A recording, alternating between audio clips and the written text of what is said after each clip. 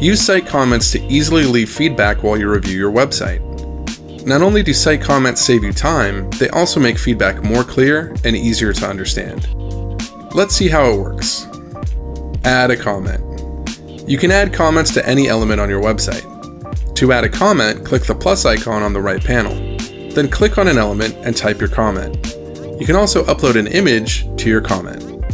When you click Submit, a notification will be sent to your designer and your comment will be recorded in the site comments log. Reply to comments. To reply to a comment, first click to open it up. Then type and submit your reply. If your designer has a question for you, they can reply to your comment and you will be notified by email. Comments log. To view the comments log, click the log icon in the right panel. You can see all of the site's comments in one location. The log is a great place to check if there is still open feedback or if all issues have been resolved.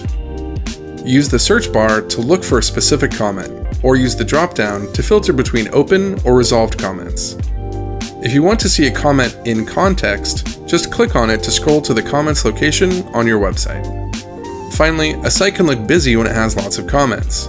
If you want to hide them while you're reviewing your site, click the hide icon on the right panel.